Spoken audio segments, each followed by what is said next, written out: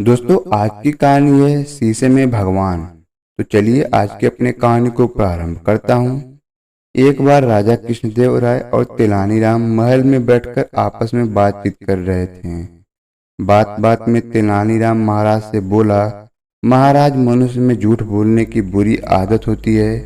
मौका पाते ही झूठ बोलने से नहीं चूकते। अरे तेलानीराम, यह क्या कहते हो?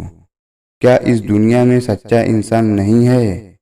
मैं तुम्हारी बात नहीं मानता। अब मुझे ही देख लो, मैं यहाँ का राजा हूँ। मुझे किसी का डर है? मैं कभी झूठ नहीं बोलता। ऐसे अनेक लोग हैं जो कभी झूठ नहीं बोलते हैं। राजा कृष्णदेव राय बोले, महाराज, मैं अभी भी अपनी बात पे अड़ी हूँ कि इस दुनिया में हर एक इंसान ने कभी न कभी झूठ अवश्य बोला होगा। तेलानीराम बड़े विश्वास से बोला, अच्छा, यदि तुम्हें अपनी बात पे इतना यकीन है तो साबित करके दिखाओ। राजा ने तेलानीराम को चुनौती दी। तेलानीराम मान गया और कुछ दिनों की मोहलत मांगी। इसके बाद 6 महीने गुजर गए। तेलानीराम राजमहल नहीं आ पाया क्योंकि वह मुख्य शहर में अपने लिए एक बड़ा सा घर बनवा रहा था और बेहद खूबसूरत घर बनवाया। दीवार पे एक बड़ा शीशा लगवा दिया। जब उस आलीशान घर तैयार हो गया तो तेलानीराम राजा कृष्णदेव राय से मिलने दरबार में गया। उसने दरबार में एक साधु के रूप में प्रवेश किया और महाराज से बोला, महाराज, मैं अपने लिए एक खूबसूरत सा घर बनवाया हूँ। मैं वहाँ नित्य प्रतिदिन पूजा करता हूँ। ईश्वर मुझसे अत्यंत प्रसन्न है। वह लोगों को उस घर के लिए कमरे में नजर आते हैं जिन्होंने जीवन में कभी झूठ न बोला हो।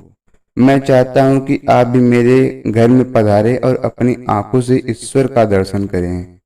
राजा कृष्णदेव राय उस साधु के घर जाने के लिए बेहद उत्सुक थे, परंतु फिर भी साधु की बात की सच्चाई का पता लगाने के लिए उन्होंने एक अष्टदिग्गज पेदन को साधु के घर भेजा। पेदन ने उस आलीशान घर की बहुत तारीफ की। वह शीशे वाले कमरे में भी गया, पर वहां उसे ईश्वर के दर्शन नहीं हुए।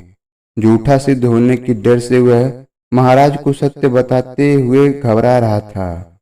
इसलिए दरबार लौटकर उसने महाराज से कहा, ओ महाराज, मैंने वहां ईश्वर के दर्शन किए। उस साधु के घर के दीवार पे मैंने ईश्वर को देखा।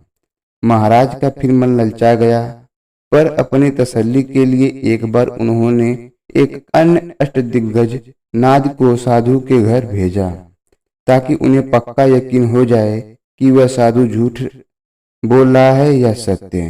नादी के साथ भी वही हुआ जो पेदन के साथ हुआ था, पर झूठ कहने के डर से उसने भी महाराज को यही बताया कि उसने भी दीवार पे भगवान को देखा। अब महाराज ने स्वयं उस साधु के घर जाने का विचार किया। महाराज ने सोचा, मेरे ख्याल से साधु सत्य ही बोल रहा है। जब मेरे 2 अष्टदिग्गजों ने उसके घर में ईश्वर को देखा तो बात सच ही होगी। महाराज की सवारी साधु के घर पे पहुंचती है। रथ से उतरकर महाराज घर के भीतर गए। शीशे वाले कमरे में पहुंचकर उन्होंने शीशे में अपना शक्ल देखा। ईश्वर कहीं नजर नहीं आए। तब महाराज ने सोचा, वह साधु कह रहा था, जिस व्यक्ति ने पूरी जीवन कभी झूठ न बोला हो उसे ही ईश्वर दिखते हैं। मेरे 2 अष्टदिग्गजों ने यहाँ ईश्वर को देखा है। अगर मैं कहूँ कि मुझे ईश्वर नहीं दिखे तो सब लोग मुझे झूठा करार देंगे।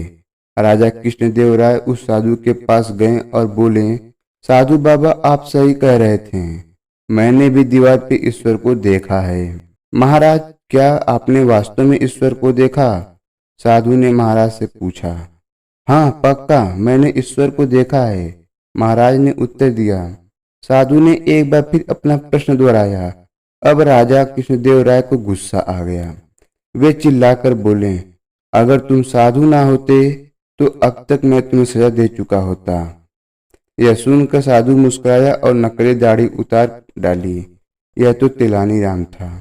वह कृष्णदेव राय से बोला, महाराज, आपने कहा था कि आप कभी झूठ नहीं बोलते, पर आपके दरबारियों ने आपसे झूठ कहा और आपने भी उनके कहे से प्रभावित होकर झूठ बोल दिया। अब तो मानेंगे न महाराज कि हर व्यक्ति कभी न कभी झूठ बोलता है। राजा कृष्णदेव राय ने सर झुका लिया। वे अपनी भूल समझ गए और साथ ही इस घटना से उनको सबक भी मिला कि बड़ बोलापन कभी कभी मुसीबत में डाल देता है। तो दोस्तों, आज के इस वीडियो से आपको क्या शिक्षा मिलती है, नीचे कमेंट बॉक्स में ज़रूर बताएं। वीडियो अच्छी लगी तो इस वीडियो को लाइक करें और इस प्रकार का वीडियो पाने के लिए मेरे चैनल कहानियों के भंडार को सब्सक्राइब करें।